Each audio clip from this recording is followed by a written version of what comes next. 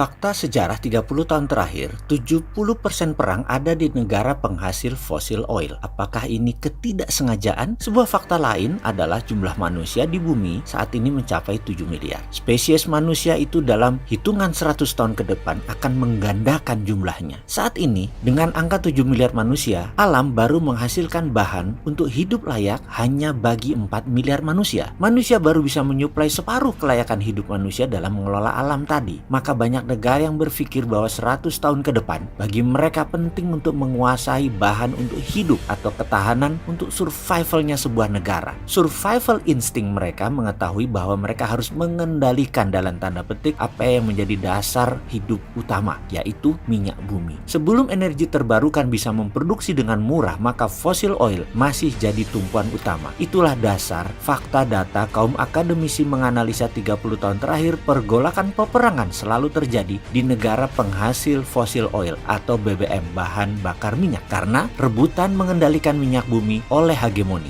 Jadi perang tersebut adalah man-made disaster, bencana ciptaan manusia. Dengan sengaja diciptakan ketidaknyamanan, ketakutan sehingga daerah tersebut bisa ditaklukkan, bisa dieksploitasi. Ada economic assassin, juga ada economic contrador, penaklukan ekonomi dengan menggunakan cara militer di belakangnya. Tidak banyak negara yang memainkan strategi ini, hanya Amerika, Cina, Rusia, Inggris, dan Jerman. Mereka sangat pintar dan powerful. Apa buktinya? Kelimanya adalah penguasa perdagangan dunia, dan mata uang mereka, euro ditambah euro, adalah menguasai dunia. Cara berpikir dan bertindak mereka menggunakan konflik, divide et impera, dan itu terbukti efektif. Itu taktik perang kuno yang telah diterapkan sejak zaman Macedonia, Kekaisaran Romawi, bangsa Viking sudah menggunakan dalam penaklukan sebuah wilayah. Data statistik perminyakan dunia menyatakan bahwa 30 tahun ke depan cadangan minyak bumi akan berkurang dan tidak layak tambak. Sehingga survival insting yang mereka saat ini pasang adalah melirik negara penghasil sumber daya alam terbarukan. Negara subur, tropical, katulistiwa menjadi sasaran utama lirikan corner of their eyes. Akankah mereka mengacaukan negara subur tersebut berpecah menjadi kecil-kecil seperti Balkan menjadi 10 negara ex-Soviet? Atau kita tahu bangsa Arab di Jazirah Arab memiliki bahasa sama, agama sama, etnik sama, namun mereka belah menjadi lebih dari 10 negara? Apakah Indonesia ditarget? Mengapa tidak? Indonesia itu punya 500 suku, punya lebih 500 bahasa. Dulu semangat pluralismenya kuat. Kita dulu merdeka di tahun 45 adalah jerih payah tumpah darah bangsa Indonesia sendiri. Dulu kita bersatu karena kita ingin keluar dari penderitaan bersama atau common sorrow. Dan sekarang gejala disintegrasi mulai terasa dengan lemahnya ideologi Pancasila dan gatra bernegara sudah mulai digerogoti. Secara tidak sadar telah menjadi bahaya laten baru. Pastinya asing bermain memakai kaki tangan anak bangsa yang tidak sadar dimanfaatkan karena ego mereka masing-masing. Di sisi lain,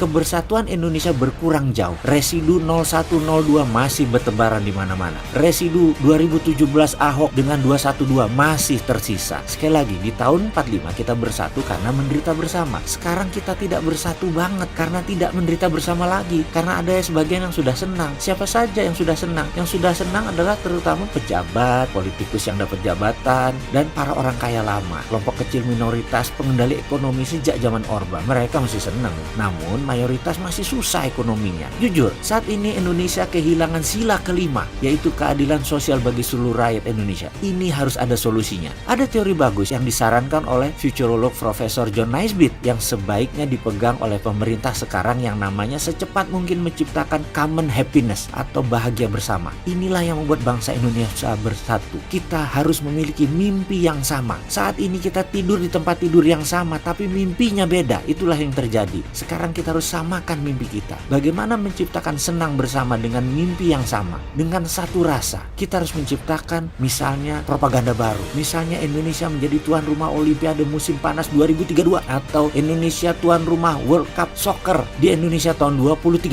Ini bisa membuat Indonesia bersatu dengan common happiness. Cara ini dipakai Cina yang dicanangkan tahun 2000 dengan kampanye Olimpiade Beijing 2008. Cara ini juga dipakai Jepang hingga bersatu sehingga bisa menyelenggarakan Olimpiade di tahun 1964. Intinya, fokuskan perhatian masyarakat dengan sebuah kesenangan bersama. Kumpulkan seluruh BUMN, pengusaha swasta khususnya UKM, media mainstream dan perdagangan online. Seperti zaman Pak Harto lakukan mengundang ke Tapos, berikan direction. Saat ini bangsa Indonesia memerlukan directed leader dengan seragam informasi yang sama. Lalu benahi hubungan internasional terutama poros Jakarta-Washington. Benahi ketahanan pangan, ciptakan lapangan kerja massal dengan equity crowdfunding, serta bangun infrastruktur dinamis. Modal asing masuk, minta tahan di Indonesia minimum 5 tahun setelah beroperasi usahanya. Dan bebaskan pajak. Ini akan membuat mereka tidak tektok bolak-balik beli jual beli rupiah, namun arahnya masuk ke Indonesia. Usahakan manufaktur dan industri yang masuk ketika diproduksi adalah menggenjot ekspor, bukan memakan pasar lokal tetapi menggantikan fungsi impor. Dan sekali lagi, kita harus menambah ekspor. Dan fokus ini ada di industri material bahan baku setengah jadi menjadi bahan jadi. Inilah sekilas saran tentang strategi pengalihan isu,